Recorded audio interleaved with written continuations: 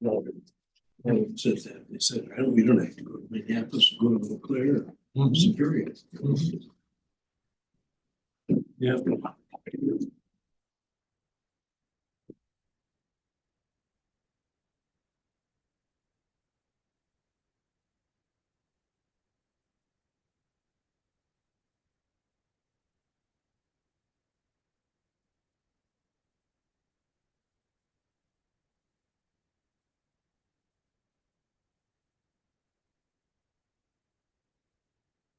There she went, 9 o'clock. Good morning. Let's go to work, eh? All right. I'll call the meeting to order. This meeting has been posted in accordance with statutes and been a place for public comments. If there are any. None. I would ask for approval of the agenda order as listed. Yes, we're going to, yeah, thanks, Jake. I already skipped that out, didn't I? We're gonna do number 15, Larry Mail Trail dedication. We're gonna move it up right now. If it's all right with you folks. With that amendment. Move to approve the Move to agenda as approve. amended. And amended. Second, all in favor, aye? Aye. Okay. Approval of the minutes of the October 10th meeting. Move to approve. I'll second that. Second, all in favor? Aye. Aye. Thank you, motion's carried. Okay. You're up. Okay, we have Mark Spies here today from Lakes and Pines Snowmobile Club. Here to talk about the request for dedicating a trail to Larry Mead. First of all, thank you for allowing me to address you this morning and also moving me up in the agenda. I have a weekly sales call, Zoom call at 10 o'clock that I need to attend, but as she said, I'm Mark Spies. I'm president of Lakes and Pines Snowmobile Club, which is out of the Webb Lake area. And I'm here to support dedicating a small portion of our trail system in the memory of Larry Main.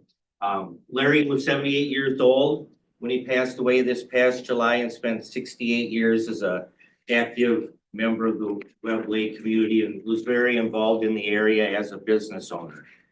He was a 20-year member of the current Burnett County Board.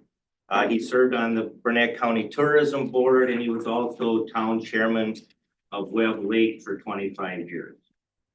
Larry was president of our Lake and Pine Snow Trails until just a few years ago as he was battling cancer. He was vice president of the Burnett County Snowmobile Association for many years. And in those positions, he played a huge role in promotion and growth of snowmobiling and our club throughout the Webb Lake area and Burnett County. With his contributions to our club and snowmobiling in our area, we would like to honor Larry's service by dedicating a small section of trail to him, and I'm hoping that can be approved today. So thank you again for your time and appreciate your cooperation getting me on. Or any questions or anything? What part of the trail?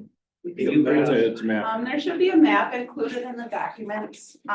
It would be from Highway 77 to what is now Webb Lake. Tavern. Webb Used to be Lake Rosenthal's.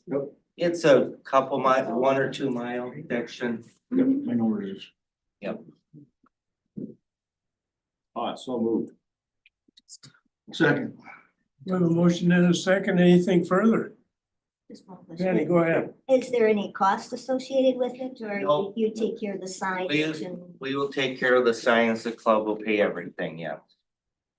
Just one question, was this a special section of trail, was this what Larry originally? It was one of his favorite trails. It's right out of the Webb Lake area where he was involved in its high visibility. Yep. It's Okay. all there. Very good. If nothing further, all in favor, signify by saying aye. Aye. Aye. Those opposed, same sign. Being none, motion carries. Thank you again. Have a good day. Ed? There's an uploaded document in your iPads that says complete that has several more late coming documents. So you might want to download that complete pack here. So you have those other documents available during the meeting. Does that include the Correct. bottom of the ordinance we discussed? It does not have the addition to that ordinance. Oh, It does have the resolution. You'll still have to do that with your ordinance. But it also has some corrected minutes from the minutes that were first sent out. And the public hearing notice has been included. Anyways, you might want to go back, download the complete pack. That way you'll have all of those documents available. Very good, thank you. That was easy. Anybody need help getting there? Oh, I printed there. Okay. 11:14 complete, punch it, everybody. There we got her. Slow down, slow. Everybody up to speed? All caught up. There we go. Yeah. All right, you should be good now. Cool. Good go. Okay, ready to go? Let's see, Land and Water Department Head Report. I have next here. Dave, you're up. Okay, the budget looks good. Pretty much we're just winding things down on the dams. I would mention that the Tri-County land judging went very well. And I screwed up, I didn't put in here, this was our 50th year for the Tri-County soil judging. So it's been a very, very long time, longer than I've been here even, so pretty scary. Yeah, other than that, and I know we had 2 or 3 supervisors at the Yellow River Protection Group meeting. You guys want to make any comments? I thought it was reasonably interesting, especially about the narrow leaf cattail, so. I stand very, a lot more educated on that particular subject. I'm kind of impressed with the work they've done so far. And I also like the fact they didn't come with their hands out. It wasn't we need money or we need help from anything. They basically have said, we've got a lot more research to do to figure out how we're gonna correct this problem. Plus, the last guy who presented, I guess, was telling them we need to know exactly how big this problem is before we go and see where we're gonna tackle it. So I thought it was a very good presentation.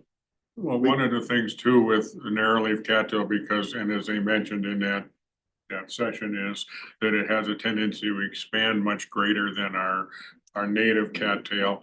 And does that restrict the flow of, in this case, the Yellow River, or is it up in, say, the Webb Creek? You know, there's issues up there with Webb Lake being a little high, people complaining about that, even though our dam is low. So what is that vegetation restriction there? So that's gonna affect flooding and stuff in the future. Learned everything I ever needed to know about cattail. Yep. In Spirit Lake, we have a lot of cattails. They're starting to encroach around a lot of different places. And it was enlightening to get that briefing, especially the lady from University of Minnesota. She was in detail about the different types of cattails and how they grow and how to get rid of them. Kind of. She wouldn't get into that, but where they grow, cut them off below the water and all that stuff. It was very informative. Thank you. I just to go along with that, I was just up to the DNR landing, checking out there on Yellow River. And them giant cattails are gonna choke that chunk off when we land the boat. There isn't more than from me to Roger left, a little bit farther, but by golly, it's gonna choke that right off. We aren't gonna be able to land the boat there anymore. Another however many years, 10 years. I don't know how that's gonna kill them. Which landing are you talking about? DNR landing up on Yellow River, On way up. one out on, like in Sand Lake or West? Yeah. Well, it's Mallard Lake Road and East, Gaslin Road is the one That's the I'm one. trying to think of. Thanks, Jake, That Gaslin was the Road. one I thought, but I just. Right wanted where to- the blacktop starts, in case you've never been there, you go south. I've been there. Okay. There was actually an original United States bearing tree. survey Was there, marker right? Still green. Norway over there 20, 30 years ago. So anyway, the answer to my question, how do you get rid of them? That's what they were talking about, and you know, what is the issues? How can they do it? They talked about, actually, interestingly enough, is we can do this also with yellow flag iris.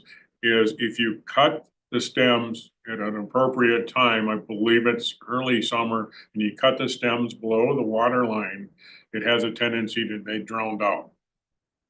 But of course, they're gonna keep enruging because they spread by rhizomes.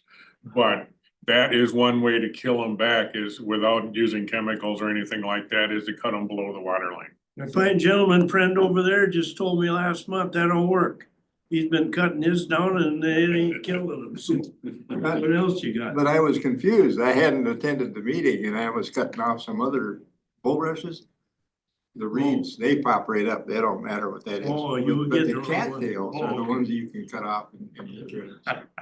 Gotta clarify who you're talking about. Yeah, that's right. Any other comments on that? I just thought it was very good too.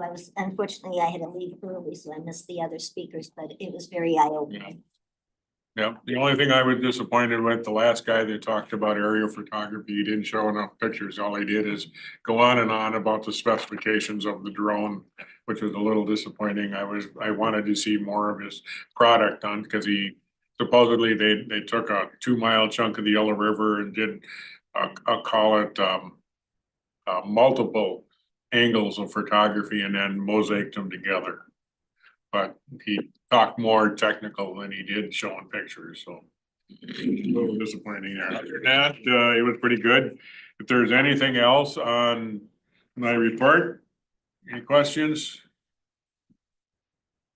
I was gonna say the grazing conference was in Rice Lake. That was very good too. It was actually at UW Barron County campus this year, which gave us a lot more room.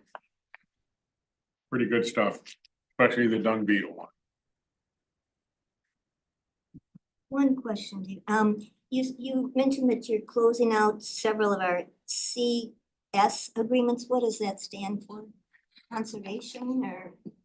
What are Oh, agreements? C/S is cost share Cost share. funds.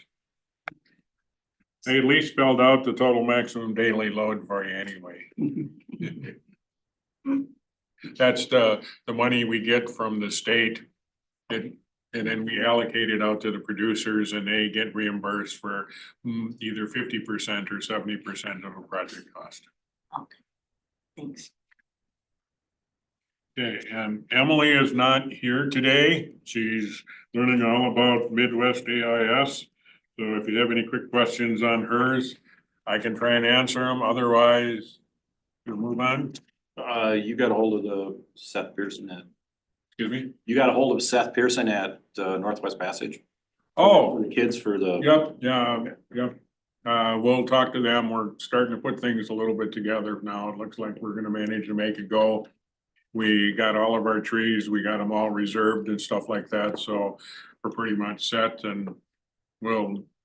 When I talked to Seth, he said he had participated. He's bought trees from the county, so he's familiar with kind of how the project runs, but like he said, he'll bring kids that day, however many you need, just let him know. Sure, that'd be great. Yep, I will get a hold of Seth. I already got him email put away, so. That should really help because kind of knowing ahead, we should have enough bodies just to supervise them. That really Yeah. helped, Charlie. Thank you. Yep, and Otherwise it'd been. Sean has actually volunteered to come back for a day or two and help back. So, Okay. yeah, our biggest thing is now is figuring out how to get the trees from Laura's Lane over by, Plainfield, by Point. Get those back because the delivery fee got so cost prohibitive the last few years and we've started going over and getting our own, grabbing a trailer and taking one of our trucks over and picking up the trees. A third of the price. And so we gotta figure out how to do that this year, if we have to have somebody drive over and get them or what. We'll see when the time comes. Very good. How big of a load is it actually? Excuse me? What is the size of the load that we go get with like a? It's big enough that last year Sean didn't put them all in a single axle trailer. He put some of them in the back of the pickup as well. So, But it's manageable for. yeah, it's Pick up in a substantial. trailer will do it. Oh, yeah, there's several thousand pounds worth of trees. I'm just thinking of what kind of scale of Hmm. operation do we need for our Yeah. volunteers? Yeah, we, We'll figure it out then. Any other questions? How is the wake boat thing? I know we've talked about it before, but I ran into somebody on Johnson Lake and they've been having meetings on these wake boats. What is there anything moving forward that we can do or not do? Well, the last I heard, and I don't know the details of it per se, is that the town of Scott did pass a wake boat ordinance based on depth and distance from shoreline. I don't know, that just literally happened like the night before last, so I don't know any details about specifically what the ordinance was or that, but it did get adopted. Russ Township has done an ordinance for Lipsey Lake. And I believe there's other ones that are talking about it. This is a hot topic all over the state. But They were going to the Oakland Town Board. yeah, and well, our toughest part here is we have so many lakes that are not only they smaller, but they're shallow. Like for example, Birch Island Lake is over 1,000 acres, but it's only 8 foot deep. And a wake boat down the middle of that just beats the living heck out of the lake itself. So then the question is that an appropriate spot for that type of recreating? So that's what we're trying to get at we don't want to disallow the sport because it's very entertaining and it looks like a lot of fun, but you know, it has to be an appropriate spot. So that's kind of what's happening and unfortunately we don't have Roger here. Maybe next month. Yeah, next month we'll make sure that somebody from BCLRA is here and he can give us an update on that. So, Perfect. Thank you. okay?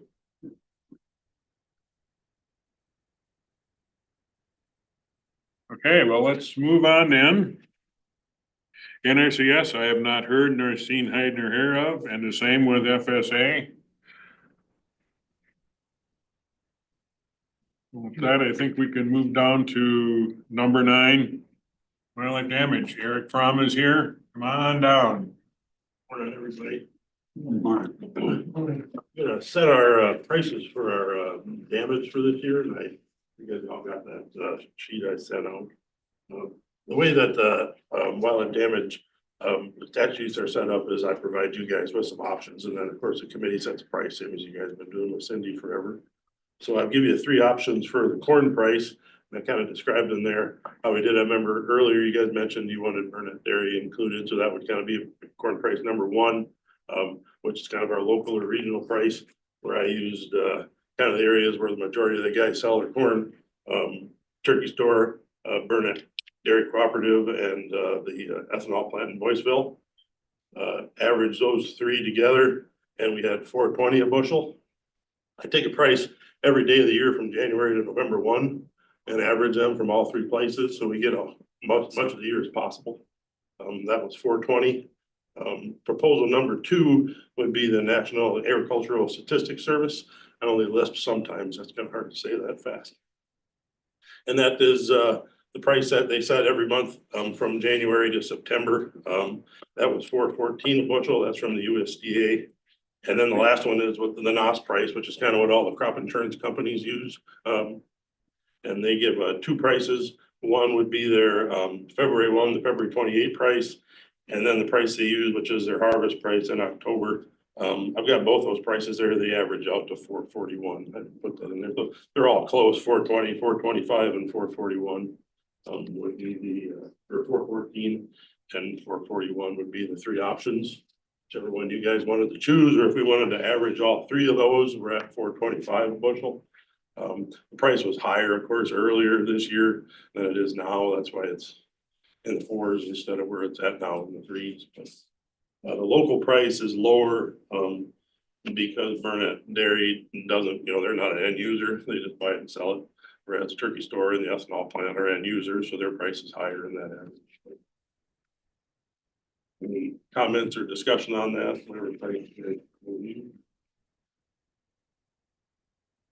I think why don't we take the average of all 3? Yeah. That's be the fair way to do it. $4.25, yeah. Yeah. Yeah, they're all pretty close this year. Some years, of course, they're a buck apart, but. And then the same thing with the bean price. I use those same 3 providers for the prices. And if we were gonna average all 3 of those prices, we'd be at 11.22, which is using our local price, again, the RMA, and then that NOS price. Yeah. 11.22 for beans. And then the one outlier is alfalfa. We've got one producer, Crosby's, they have hay damage every year by deer. And you know, haylage, pure alfalfa, high quality haylage isn't something that people trade. You know, they harvest it on the property and use it for their own use. So the program uses dry alfalfa hay price, and there's a conversion factor, take the moisture out of haylage. I used, through the hay auction, and Owen Withy is the biggest one in the States. I used prices from that for the year. Took some prices off Craigslist and Marketplace for pure alfalfa hay. And those averaged up to 180, 150 a ton. I wish I could give you more options on that one, but that's kind of every information source that I can find in the state to give us a good pure alfalfa price. And Crosby's alfalfa is top notch. They harvest every 30 days, you know, it's as good as it gets. So that would be top notch hay. So that'd be 180, 150. Agree on that one. I'll use all these prices then and I'll get all the claims done and we'll get all of those gone through probably in January after I look at the 500 flight photos of bear damage. Very good. Yeah, okay, appreciate it. Thank you so much.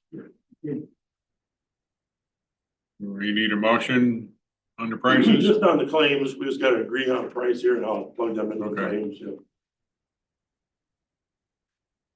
I think we ought to make a motion to, for the record, that we just agreed on the prices. So I'll four make twenty, that We motion. make that a motion, we got a second, I'll second it. and,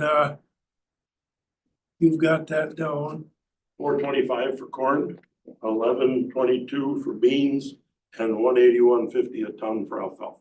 correct, Okay, great. very good. Thank you very much. All in favor, signify by saying aye. Aye. Motion's carried. Thank you. Let's see. We got Dave, Land and Water Elections. Okay, and all of you have done all your homework, right, and reviewed all of the candidates? No. I didn't think so. I went through all of them.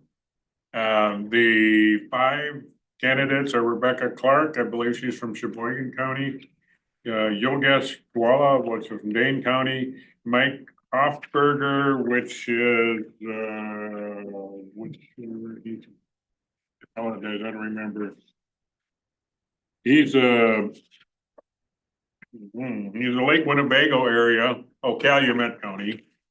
And Monty Osterman is, I believe, Washington, one of the ones down in the southeast.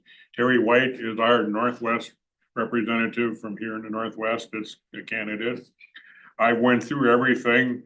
I know Monty Osterman a bit and he does a good job. He works both on the national level, on the state level and the local level. Terry White is from our area, the Northwest, so I'm thinking we could probably go with him. Myself, I lean towards Rebecca Clark, but I could go with Yogesh Koala too. And by the way, Clark, Koala, and Osterman are the current incumbents. And so we need to recommend 3. I have to send in our ballot from Burnett here for the 3 that you guys choose today. Somebody pick. I'll take you wait. Yeah, I haven't been a little more involved with this too. I would agree with you on White and Osterman. And the third one, I'm not as familiar with. Yeah, so you're saying Osterman, White, and then a third one? Third one. Yeah, and I'm fine with either Clark or Chwala, or however his last name is pronounced. I lean towards Clark, but that doesn't make any difference. They're That's both fine. good. That's enough, that's enough of a nudge. Yep. So Yep, that's okay. Osterman and White. I'll move. That's. Have a motion. Got it down. Name's down, second. Second. Anything further? Nope, No. we'll go with those 3 then. All those in favor signify by saying aye. Aye. Motion's carried. Thank you. Okay, at this time, I'll pause this meeting to open up the animal waste ordinance. And I would like to explain to you on the resolution you have in your iPad.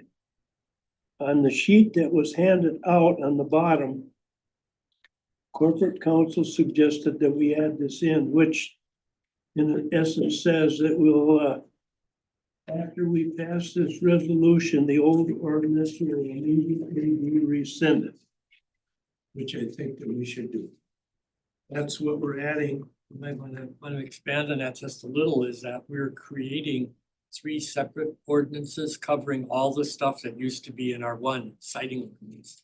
And so the proper cleanup at the end is to say, now that all 3 elements exist as separate sections, the old one Get rid of the is old. gone. Right? Yes. That's what that. That's what it essentially does. says. Do we have any action pending against the old one? No, and what the old one was, Charlie, was when we adopted a citing ordinance a long time ago, and before quite a few counties did, and as we needed to change things and fix things, we just kept adding on to it. Kind of like building a structure out of cards, you know, kind of. And our council, when we went into needing to update everything, basically said, you're making the citing ordinance impossible, it should just be citing. So then let's fix operations and manure management too, as separate elements so that they're more manageable. That was good advice. It just took us quite a while to do it, but yeah. That's Yeah, what it it's is. been in the process a while. And it all kind of came out of our large scale livestock siting committee recommendations. Back when you were not here yet.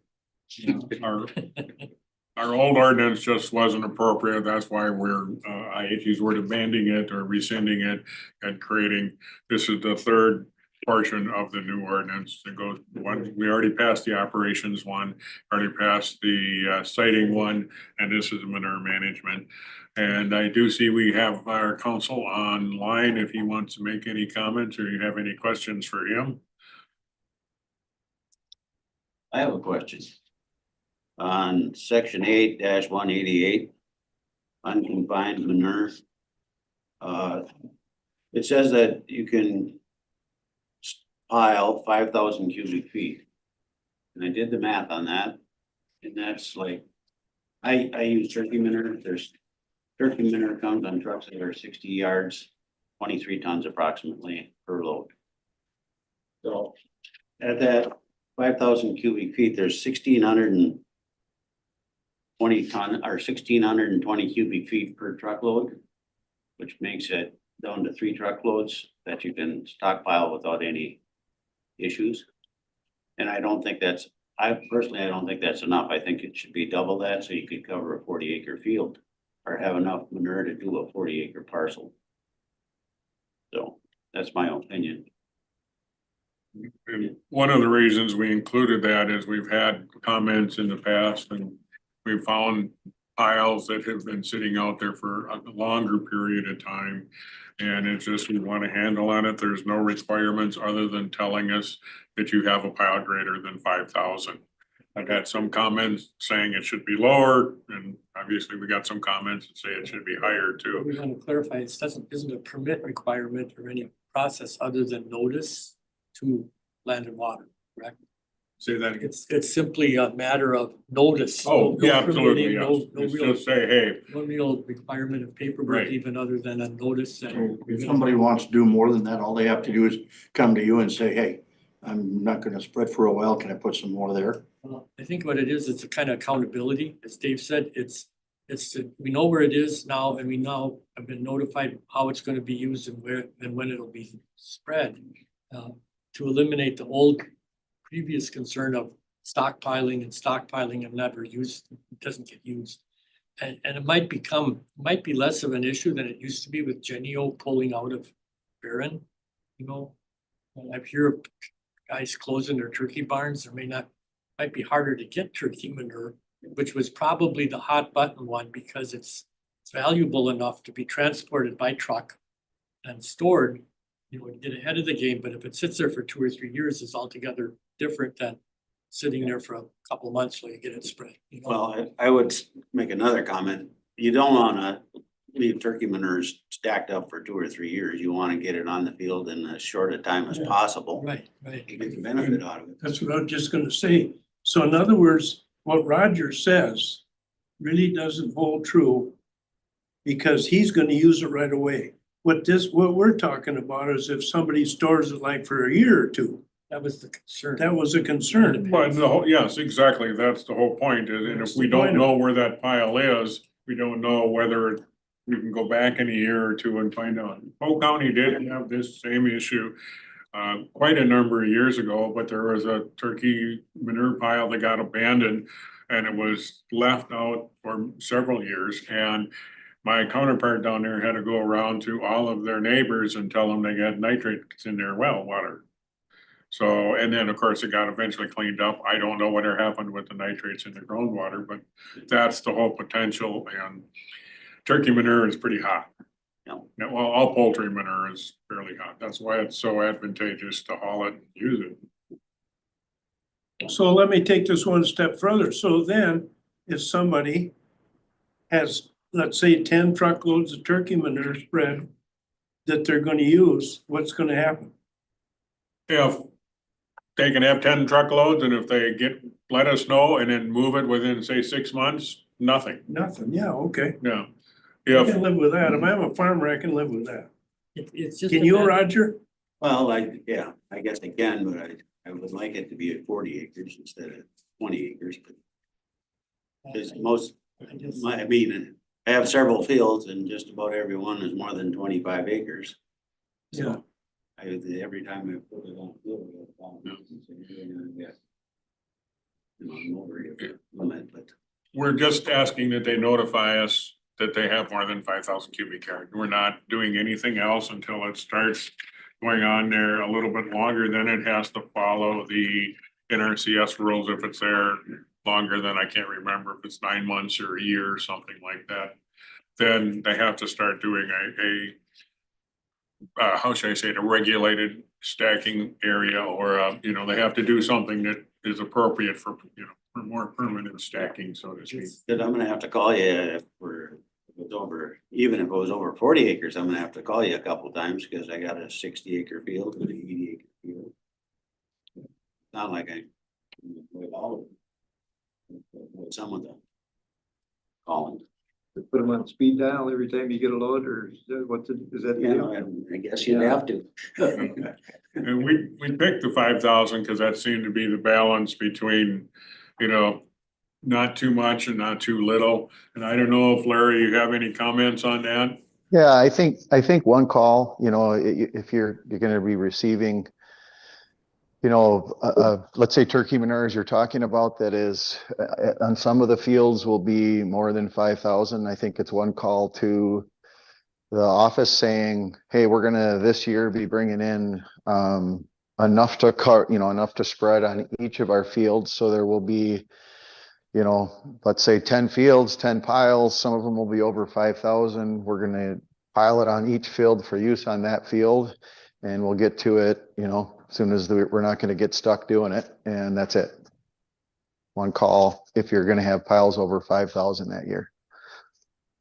One call for all of the fields? Yes. Okay, well, that's reasonable. Yeah, I think the whole thing is just so you know, if there is one that turns up, when it got there, that's. In your case, it's never gonna be a violation or anything, cause you're gonna use it. Right. But I'd like to have it on in some way to- 72 hours, but. some way to find out, it's-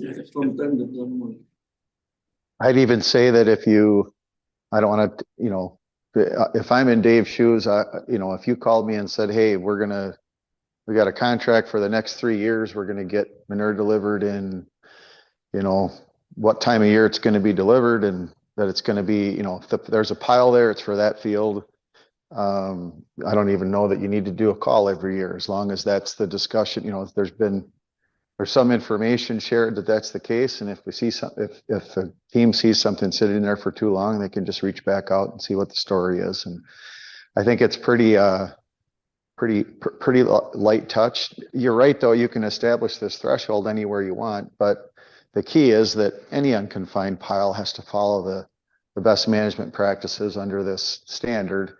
And so I think that we went back and forth quite a bit about what, various counties do with unconfined piles. And I think the staff decided to do a real light touch here. And certainly with a farmer who's engaged in, participating present in the county and participating in various county related programs and regulatory structures, it's going to be very, very easy. Sounds reasonable, right? Yeah, I guess so. And the rest of this ordinance is really just adopting state standards. There is a model ordinance that the state puts out, but we found that to be a little hard to read and a little more red tape maybe in terms of interpretation than what was needed. And so we really slimmed it down to some real basic requirements. You'll see that there's a lot of references to existing standards. Those are state standards, or they aren't necessarily written by the state, but they're adopted by the state as standards. This ordinance doesn't go beyond the set of state standards for manure storage facilities, and pretty light touch. But as Dave said, it pulls this aspect of agriculture regulation into its own ordinance, because there's really some different. It's just very different than citing. This is just make sure we know that there's something in place to keep under, the groundwater and surface waters safe from, if somebody's got something that's not built appropriately or is leaking or failing or is, taking action in a way that's not consistent with protecting those resources. And the other thing that came up, and this one actually happened in the county, I was just telling Roger about it earlier.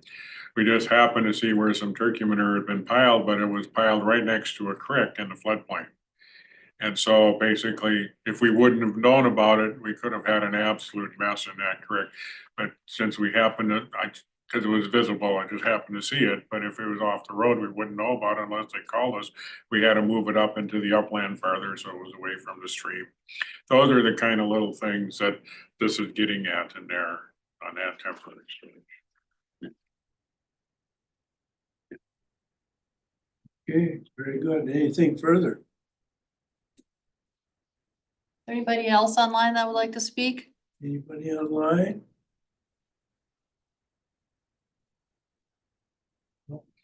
Okay, It's not. close the public hearing. We can close the hearing. I will close the public hearing as of right now, and we will entertain a motion to approve the animal waste ordinance as listed with the amendment. Motion by Patty, Second. second by Wise. I'd like to also note that that is the resolution that we're adopting versus the resolution. That's the intent. So remember that there is the expiration of the old ordinance on that. It's not in the iPad. That's the version that's being adopted. It is, it's on the iPad. On the updated iPad, it's on. Yes, we're good. Okay. Okay, anything further? If not, all those in favor signify by saying aye. Aye. Aye. Motion's carried. Thank you.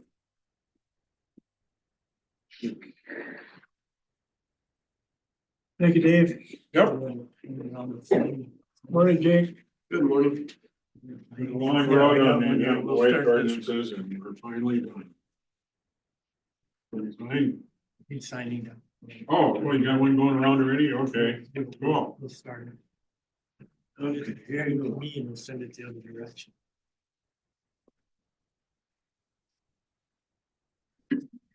Hey, there he does now. Give that to him. Dave Stets. Good. Here we go. Timber sale activity. So everybody should have my monthly report there. Excuse me. I guess the first thing I'd point out is we've been really busy the last couple weeks in the woods. LP was shut down for a while, late October, first part of November, they're open, closing again, deer season. So pretty much everybody moved out of the popple, there's no popple market right now. I moved into pine. So a lot of fewer wood, nicer pine shots being cut, in the last week and a half here, 2 weeks. I put in here, you know, that we had, maybe I didn't see how many sales, but we had like 7 sales going, and then this week we've started 4 more, so. I mean, it's been a little nuts. So what that means, revenues are good this year. It also means that they're cutting sales earlier than what we expected, so maybe revenues will be down next year, so we'll see. A number of these sales were literally just bought in October. We have 4 of them being cut currently. So. It's all good, money's coming in. We'll see where we end up at the end of the year. So with that, much of my time has actually been spent on timber sale administration if I haven't been off hunting, or when I haven't been off hunting. As well as some different meetings that I've attended, WCFA meetings, you know, talked with admin quite a bit as well with carbon stuff. You know, we continue to close up our parks projects for the year. I guess the big one that I will talk about a little bit is actually on Susie's down there, that the new campsites are done. Everything's approved, and those 2 new sites, if they're not currently on Airbnb, Susie and Stacy are working on getting them up so people can actually start renting them. So Which location are those? so they're out in the Keyser Wildlife area. So we have 2 out there currently, and we added 2 more. One on, I call it Big Lake or Round Lake, Peterson Lake, whatever you want to call it. It's on kind of the northeast corner of that lake. And the other one was pretty much straight across from the boat landing on, what is that, North Lake. Yep.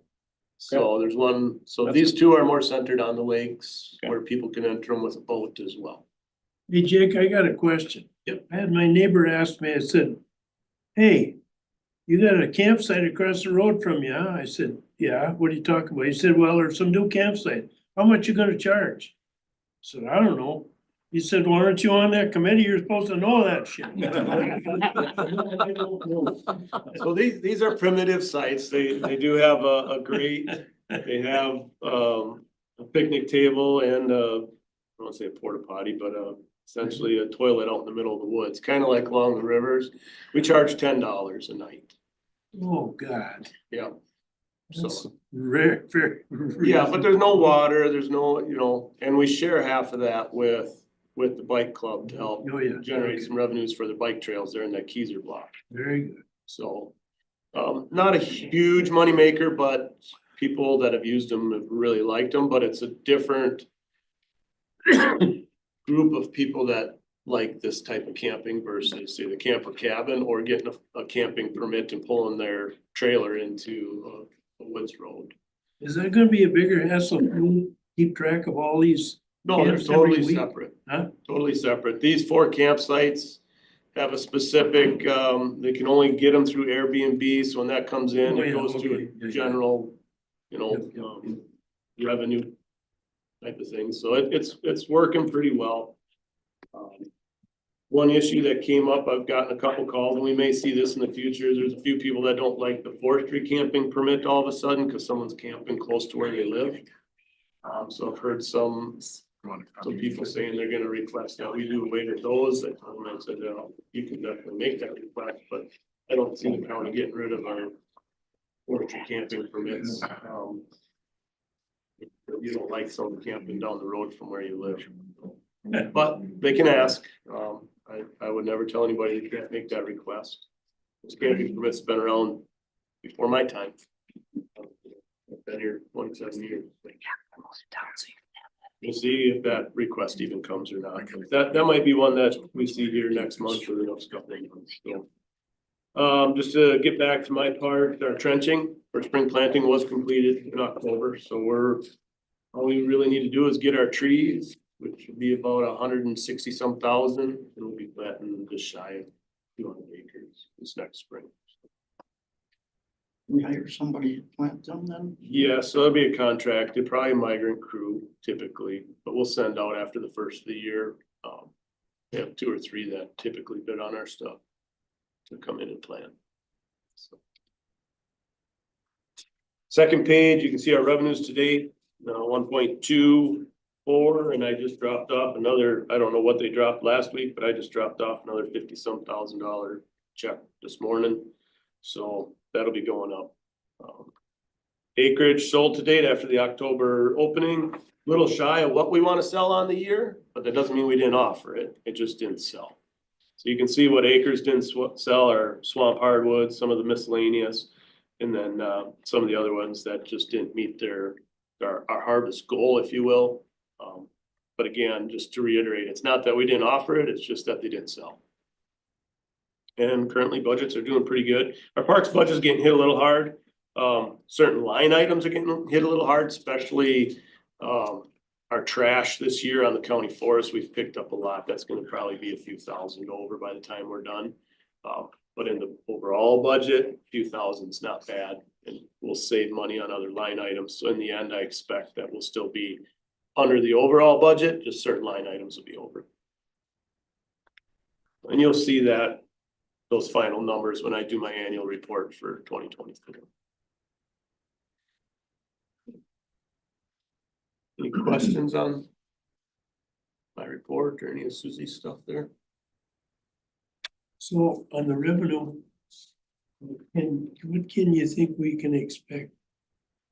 I think by the time, if things continue, I would expect we're gonna be 1.6. 1.6, okay. That'd be my guess. That'd be good. It just depends how fast things freeze up. Yeah. If they freeze up really quickly and next week looks cold, I mean, it's wet, but cold. If things freeze up, they'll move out. They'll save some of these jobs, they'll cut half of them and move out, but it'll come down to that. Okay, very good. Thank you. Yes. The trail comes off the backside of the airport over here and crosses 35, goes Yep. out through Amsterdam Slough. Yep. Is it possible to put a steel gate on that to keep motorized traffic off of it? We've had that discussion and the reality is no, because you can get into it 2 other ways. It's a favorite spot to be a dumping ground, and Well aware. the last couple of years, they've been, instead of just dumping it and leaving it, they're dumping it and starting it on fire. Yeah, we picked up 2 fire things there. We've had our officer, we've tried berming one of the roads. Fair amount of drug activity that happened back in there for a while. Our rec officer is aware. We've put cameras on it.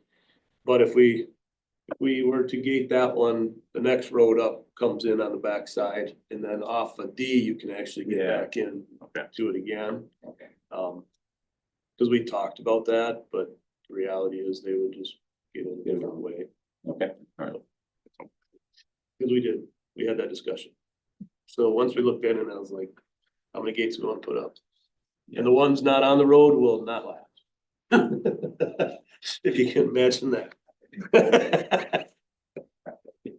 Cool. Even the ones on the road might not last.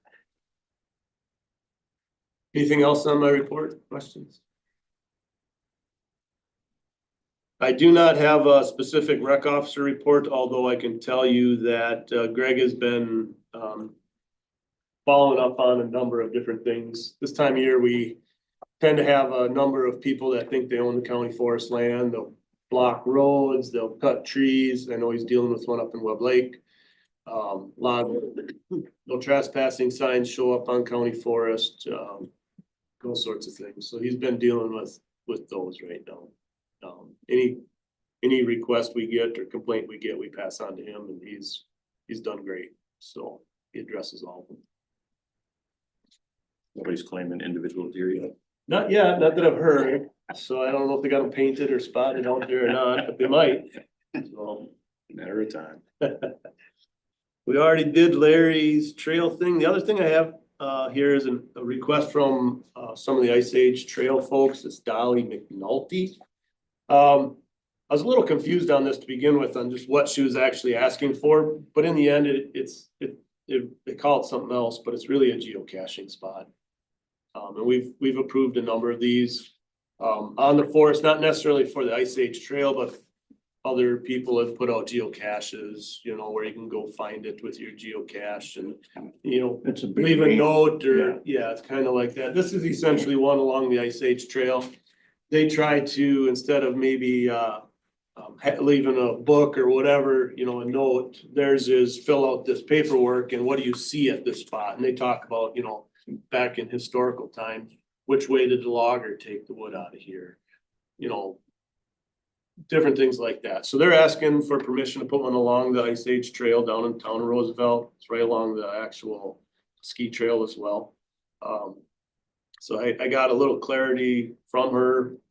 Just when I read the form, I'm like, are you need us to do something with regards to our management? Because if they're restricting our management, I'm not gonna talk in favor of this. But she did come back and say, no, those management questions are for the user to say, hey, how would you have seen this managed years ago? So with that clarification, I don't have an issue with it, but we usually bring these to the committee for approval.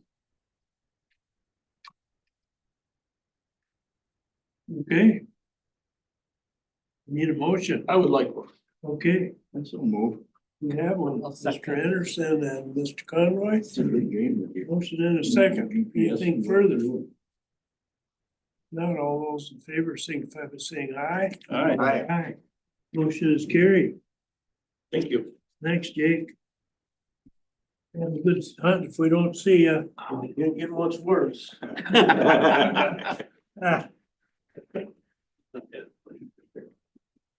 Look on the bright side, it's WW raining. extension. Laura, you're hiding back there. Come on up. I was on downstairs until I saw where you were zooming through some things, so, good morning. Good morning. The report, I see it, so, okay, good. I will just give you a few highlights, and go from there. So, I hope you read all the good things about Julie, your Food Wise educator here, and the special award that she got, the Golden Award of Excellence. And really, it's about working with the community and listening and providing programming that matters to our county. So I hope you read that part. If you didn't, go back and check in on that. Emily was able to give you an update at the county board with all the youth on the board, so hopefully that answers any questions you had about that. Kevin would say he would want to highlight the 25th annual Twilight Garden Tour and always encourages people to come see that if you've not done that before. But it's not again till August, so if you missed out, mark your calendars now for 2025, I suppose. But and then the donation of thousands of pounds of produce that comes from the Sooner Ag Station. So that's a highlight from Kevin as well. And sorry, I was out of breath. I ran up downstairs. So Kevin uses that produce that there's a lot of research that happens with, you know, purple potatoes or certain what things are going to grow in our soil here and all of that. So again, all of that produce then goes back into our community. So that's what all that's about. Beth, so I know last month you'd asked me about numbers, I think, and where we are with all of that.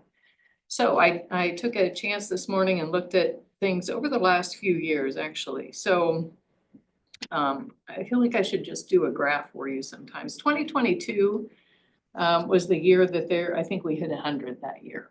The data in the system shows 90, but I'm pretty, it just captures it at I one point. remember that number. It seemed like the best one we ever had. Yeah, yeah. We celebrated with cupcakes and all kinds of things. Cupcakes and all Yeah, so that was in 2022. 2021, I think it was 65. 2023, so on each side of that was 2023 was 69. And then it's just gone down from there. So 2024 was 56. And so far this year, now keep in mind, this is, it's a new year, so not everyone has registered. But right now we're sitting at only 37. So we know that people typically don't always re-enroll in that October, November phase. But then once we start talking about fair and some other things, then all of a sudden people are reminded to enroll. So I'm not too concerned about just a 37 number right now. I'm also not too concerned because I know Beth has been working really hard to think about the recruitment and the retention. And if you saw that in the report too, had a leaders board meeting, about that. And came up with some specific goals to really work on this year for increasing those numbers. So that's one part, is working with the leaders and figuring out where are some more volunteers, where are some other projects. She's been working hard on the shooting sports project and some people with that, so that's a really popular project across the state. And so I'm not too concerned about those numbers right now. I think time will tell if some of the work that she's been doing will increase those numbers for us. So there's that part. Are you able to get enough 4-H leaders? Never. Leaders? Never. I mean, they're gonna be about as tough as kids to get, aren't they? Yeah, it really is. It's one of the efforts that we see across, I'll say across my 5 county areas, is trying to get people to volunteer. Long-term is difficult, but if we can say, can you just lead this one little project for 3 weeks or for 2 months or for, something else, we're a lot more likely to get people to be able to volunteer. But then getting volunteers to lead a club all year long for several years, the traditional kind of 4-H, is really difficult to get anyone to commit to that kind of leadership and stuff anymore. And I'll be honest, with when we moved to, it sounds weird to say when we moved to UW, because we're always UW, but when we moved under the umbrella of the big university, the risk management side of things, people on campus now, where our some of our risk management comes from, like, they don't understand shooting sports. Like, what do you mean? They're people with guns and bows and arrows, like, how does this work? And what's our risk management with all of that? And kids are doing what? And who's responsible for that? So you can imagine that just is kind of a red flag for people until they understand who we are and what we do. And so we spent a lot of time over the last couple of years of really trying to educate them about all this. Not everyone understands 4-H and what projects are and the training that goes in with that and all of that. So there's been that too, that I think has affected numbers of our volunteers who are like, wait a minute, what kind of training? And I gotta get how many hours of this? And I just wanted to help kids, and gosh, this is a lot. So I want to believe, I don't think I'm too Pollyanna with this, that the pendulum is starting to swing back as people understand a little bit more what we do. So it's not under as much of a microscope as it was before. And we want to keep kids safe. We don't want people who are going to volunteer. I gotta make a and have comment some on kind that of before just to let you know that you aren't alone. Yeah. I used to teach hunter safety, and the DNR made it so damn difficult that I quit. Yeah. Absolutely impossible to get certified to teach kids. And all I wanted to do was help them learn how to have safe gun handling. Oh, no, can't do that. Gotta go to school now. Right. I mean, They're that's gonna where take you're how up many against the hours same thing. training? Yeah. So I hate that, and I understand that we are also in an age where we cannot trust people like we used to be able to trust Yeah. people.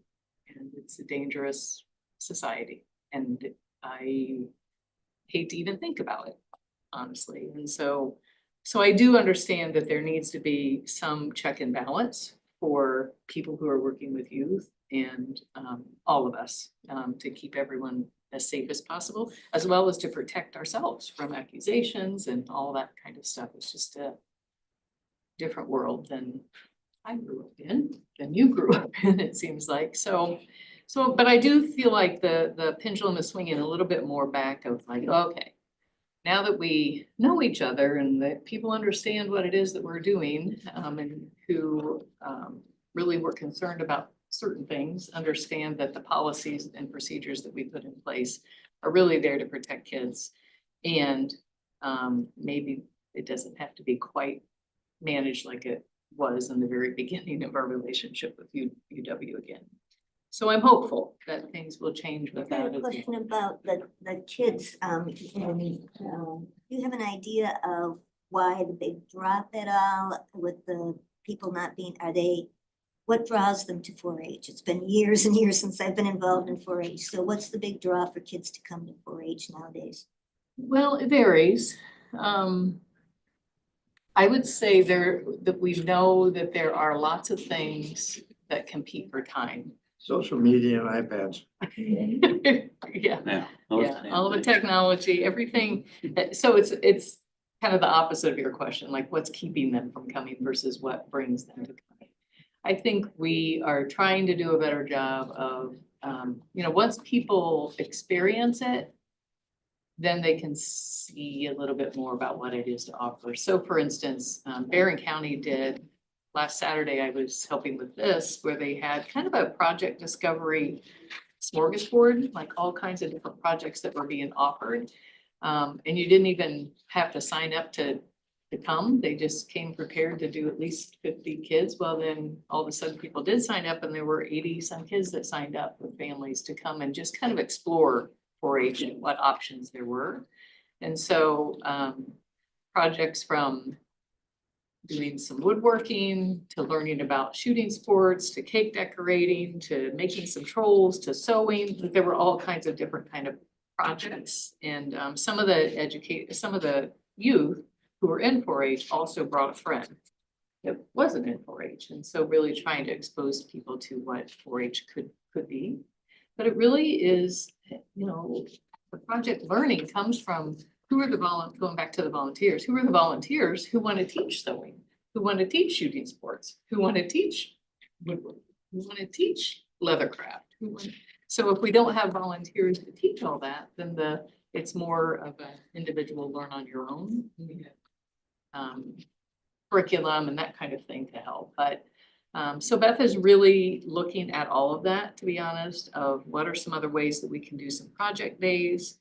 What are some other ways we can involve some other volunteers to come in and kind of highlight some of the opportunities that you have to learn. So I'm hopeful about that.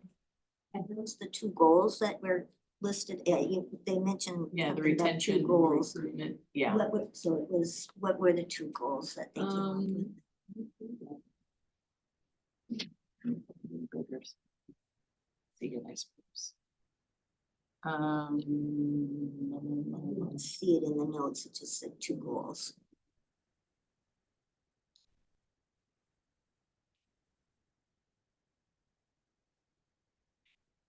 Oh my gosh, I don't know that she wrote it in there, but it is about recruitment and retention. I know that, and a communications plan about that. So we are looking at, not just the website and not just Facebook, but what are some of the other communication plans that we have in order to get people exposed to it. I'll give the specific goals from her. I thought she listed them in there, but I do know that they wrap around that whole kind of communication for things and then the recruitment of volunteers and so part of the recruitment and communication is we had a conversation last week as well with the possibility of getting an AmeriCorps member. Service member for Burnett, maybe Burnett and Washburn. We're trying to decide that for sure. But it looks pretty promising. I think it's for, less than a couple $1,000. You could have 900 hours of an AmeriCorps person who then also gets, a $10,000 housing fund, like they get some other services or other money through other things, but a really relatively low cost for us to invest in AmeriCorps. So Beth has given some thought about the time frame of that. Would it be best to have an AmeriCorps member kind of over the summer or summer and beginning of school year or only the school year? Thinking about after school programming, again, to your point of how do kids know what brings them to 4-H. So if we can expose them in an after school programming or program of what 4-H has to offer and then connect them to kind of that traditional 4-H as well. That is a way that we'll look at recruitment as well as just exposure of 4-H. So we're looking at potentially taking our, the funds that have been approved for an intern kind of position and shifting some of that for an AmeriCorps position, taking a couple $1,000s out of that and into an AmeriCorps position, because we think it will give us more bang for the buck. As well as a consistent person, maybe for the entire school year, or for the entire summer. So with some very specific curriculum to be in the schools with. For instance, there's a curriculum called Chick Quest, and so it goes from, you know, the eggs to hatching to, you know, like that whole learning process, usually in 4th grade or so. And so that's a program that we could come in and easily do. So we're looking at some of those other programs that we could come in maybe just for 6 weeks or so to the various different schools versus picking one school to do the entire year. So I know Beth has worked with local schools of trying to figure out how can we better help and support with after school programming, because we know that's a need in our community as well. So we're excited about trying out what an AmeriCorps member might look like for lots of, I think, good reasons. So Where does the AmeriCorps person come from? Is it- well, the state has a grant for it all, and the support can come from our colleagues across the state. But we would look locally for someone who would be interested in doing it. All right. So, so that's always the battle too. You know, back to getting volunteers, finding someone who wants to be an AmeriCorps service member in our communities is. a Okay, difficult so thing they to do. come within the community. That makes sense. Good. Yeah, that's always our hope. We did it, we had a really good experience over in Russ County. We did it last year. It was a school that partnered actually and even paid for part of it for this person to be housed at the school and did some like science, technology, engineering, math, STEM programming in the school and partnered with the teachers to kind of put into practice what they were learning in the classroom.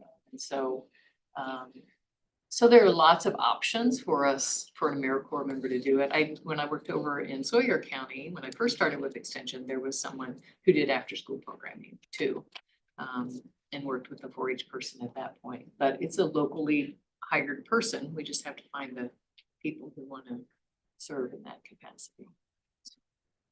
But then Beth would also have that support from the state of the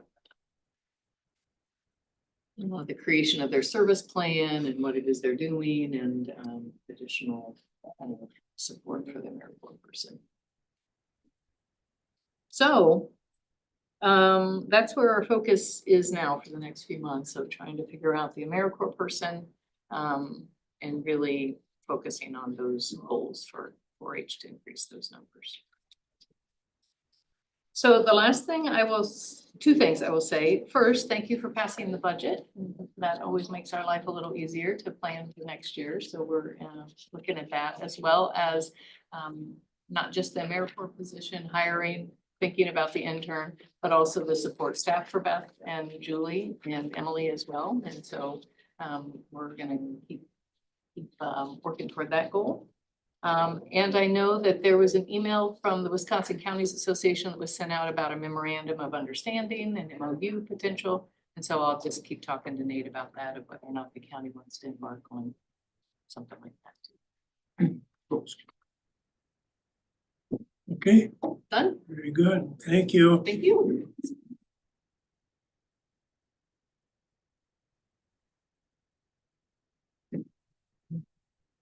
Morning, Kevin. Good morning. You stay.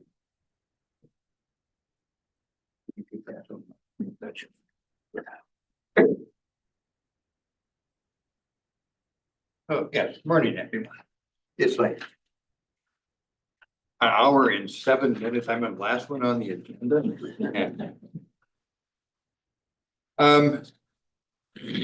On the back side of what I handed out is our marketing report. Sort of the same thing we try to do every month, is give you an idea of what the activity for our Facebook and all the other analytics that we look at. So, but I want to draw attention to the bottom part of that, the tourism information request. What this represents is requests that we have sent out that used to come out of the tourism center in Siren. So as we had anticipated when the county worked towards closing that center as a official county site, we didn't anticipate, or we did anticipate that the numbers of what would come to us would be low. And this sort of reflects that. Over almost the whole year, we have sent out packets to 114 people. So says a couple of things.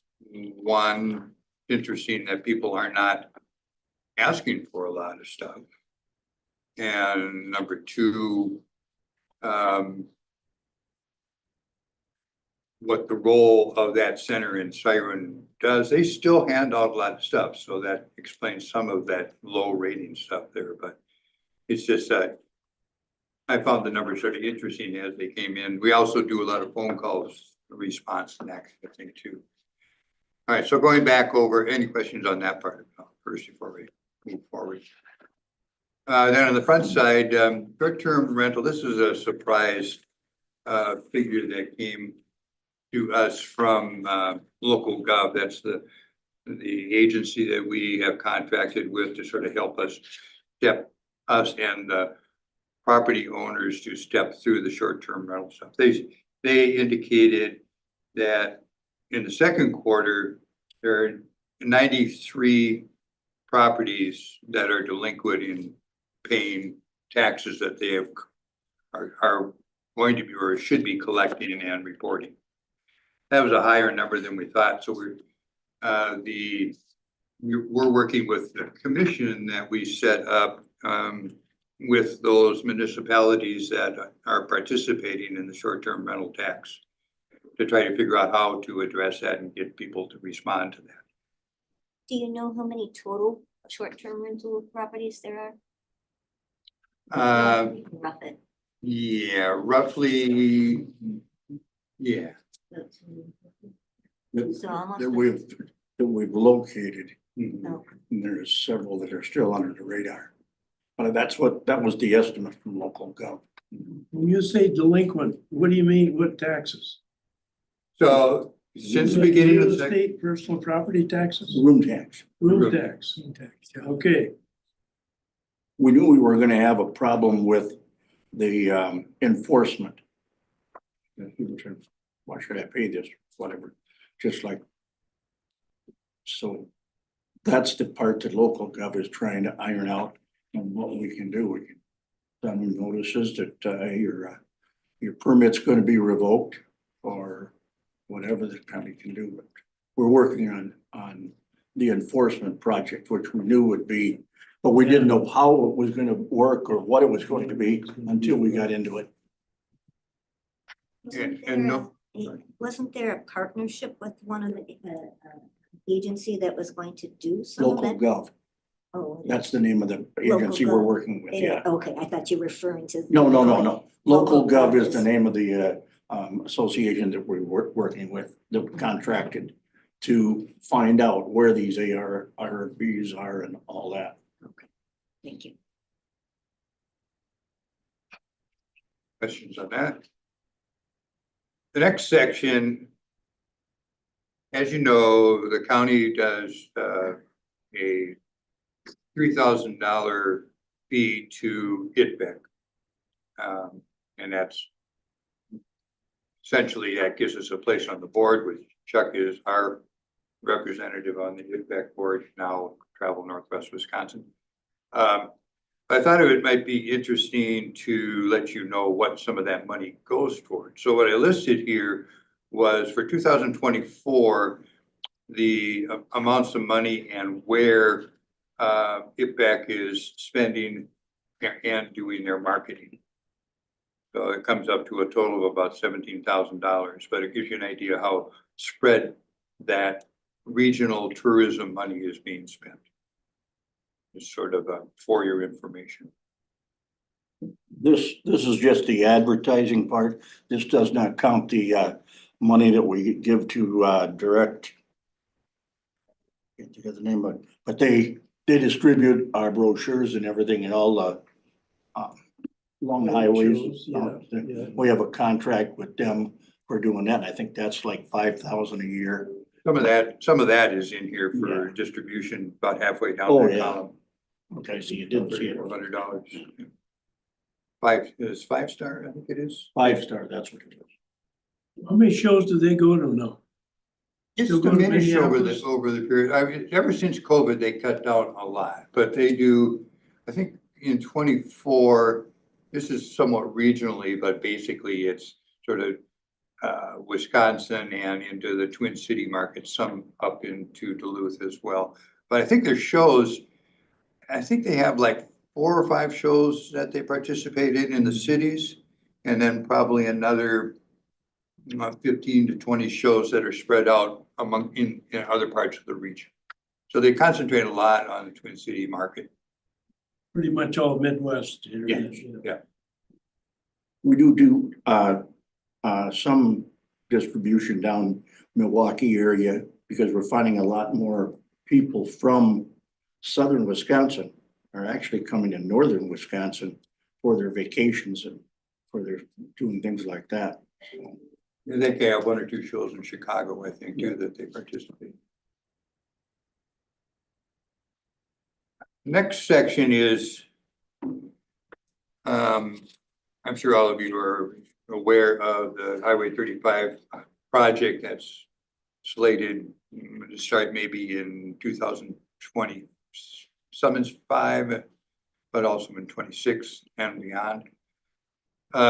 Briefly, it's basically road construction, bringing together Highway 70 and Highway 35 and how that comes into Siren and sort of rerouting of that traffic and whatnot. So we had some conversation with the Department of Tourism, and they, Chris from that, the specialist that serves our region, gave these comments, which I thought was worth sharing. And the Department of Tourism's recommendation on how to deal with the impact of that major construction that's going to be happening in the center of the county. So a number of things I highlighted in there out of his email to us. Number one, first thing to do is for us and the county to, for us as a tourism coalition, to be in touch with Department of Transportation and their project manager to make sure that we basically have seats at the table to voice our tourism concerns, not only for the county, but also more specifically for Siren and what that's going to do there. So to work with them and always to be there to, so they know who we are, and so we have that communication line running. Chris Cybers is very, very active.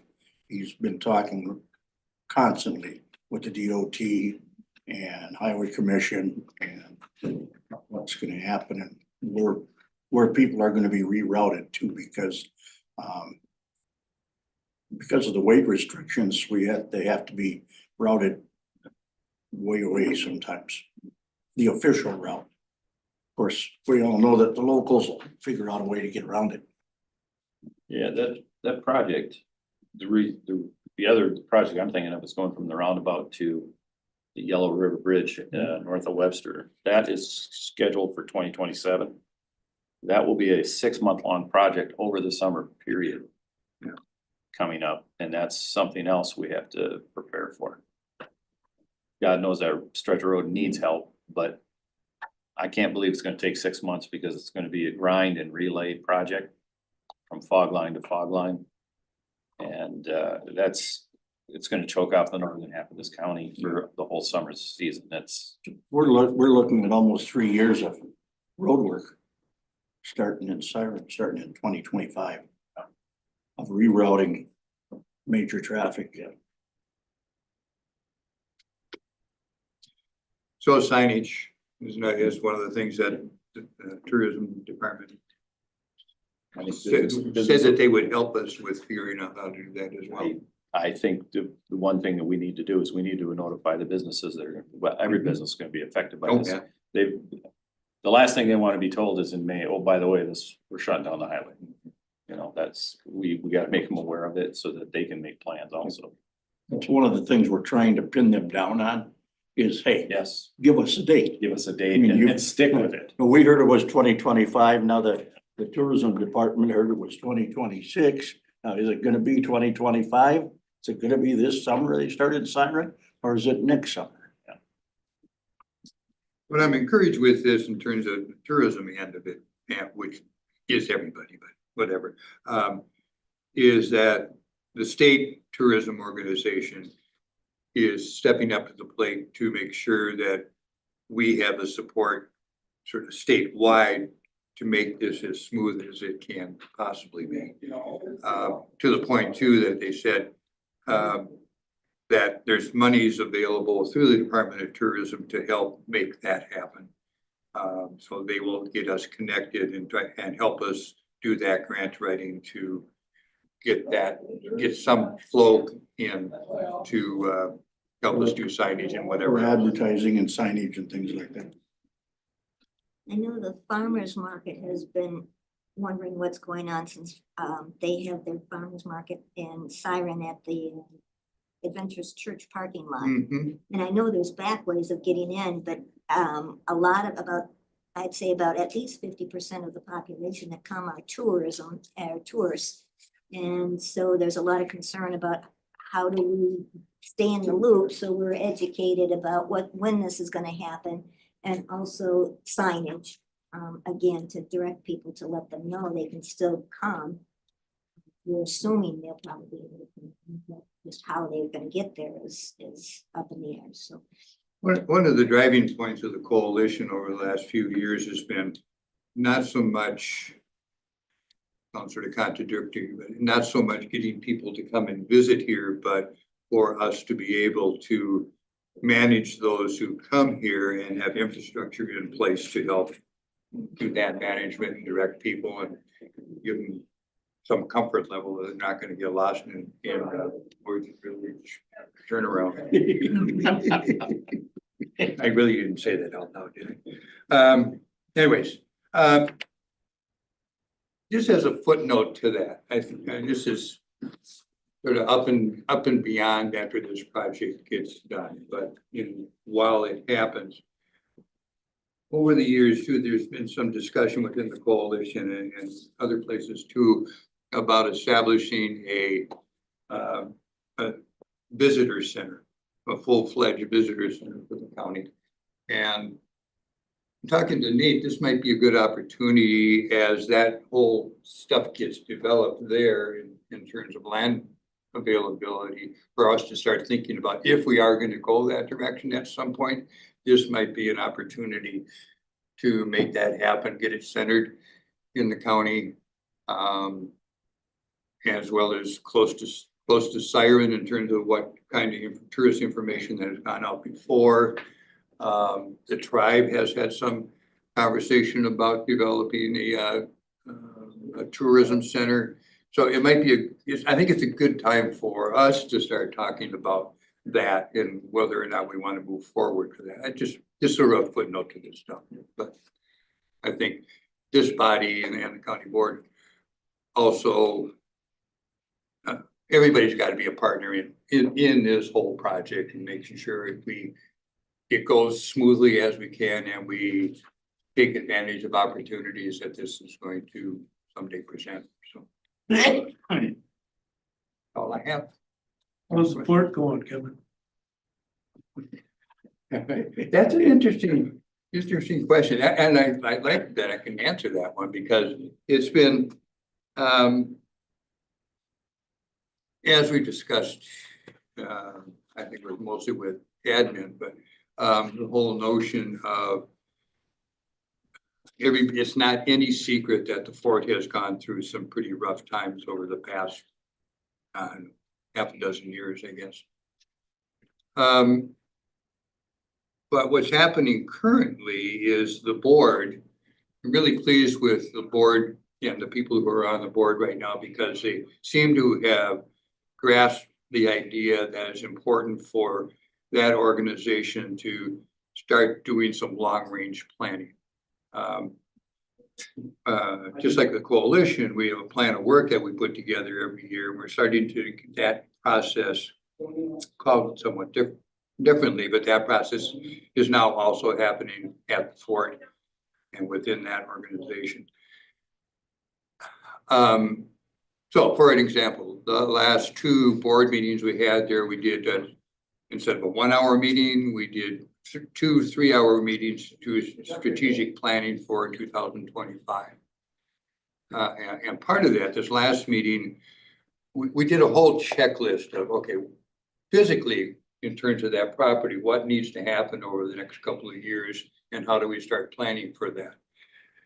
Financially, what are the events that the fort is doing that don't really work well? I mean, if the notion is, we're gonna do this event and raise some money and we're only making a couple of $100, well, why are we doing that kind of The event? reason I brought it up, because it does tie in with tourism. Oh, yes. You know, and it's not on our agenda, and I certainly didn't want to get into a long discussion, but I know that you're the president. I thought, you know, it would be good to bring it up to see if you're still active and operating. Yes, sometimes I wonder. But I didn't mean to, we don't have to get into any specifics at all.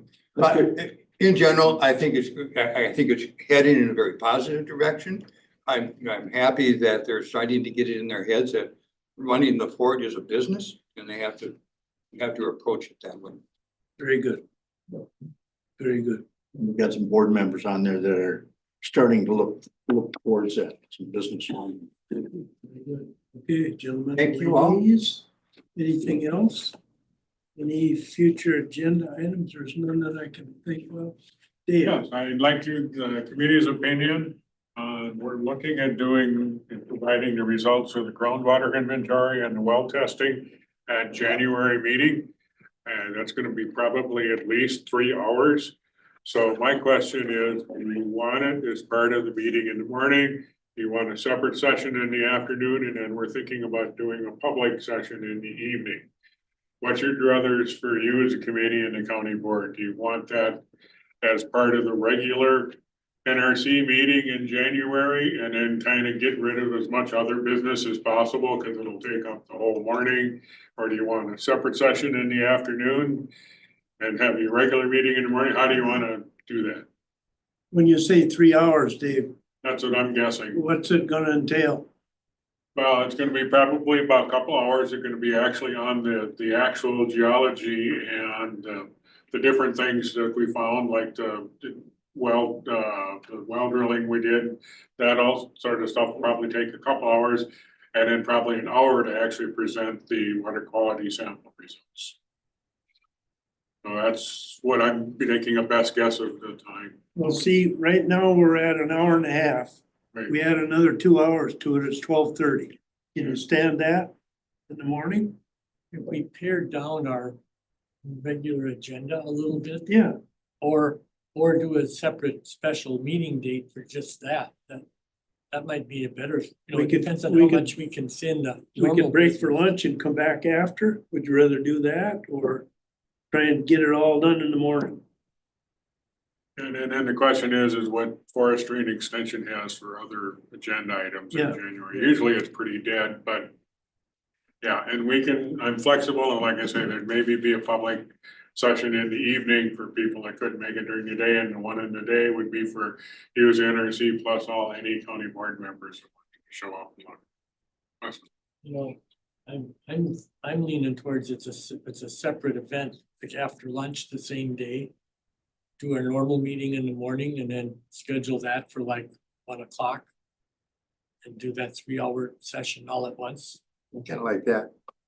That way I have more time to absorb what's going on. I'm really interested in the water.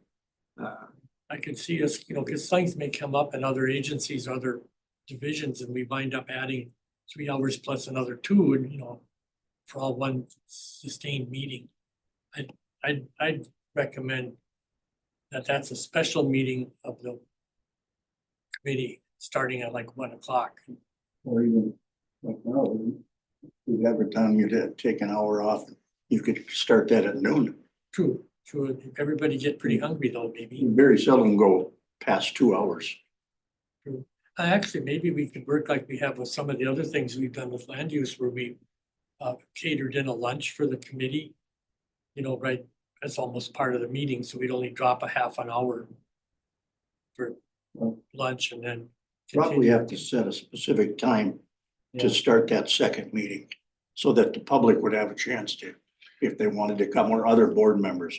Instead of Yeah, just that's why- saying, half-hour break and we're gonna come and do it.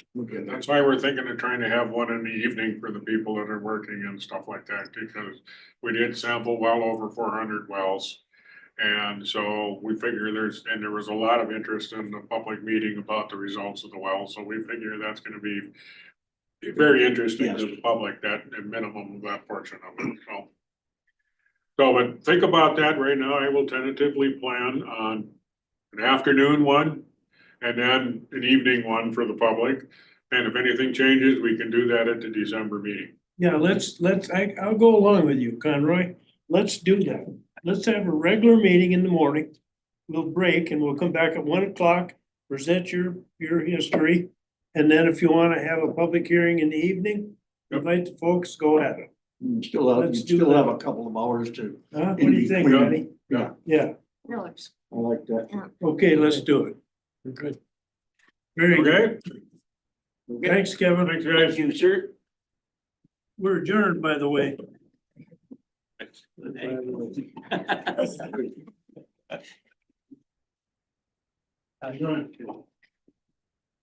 Eagle.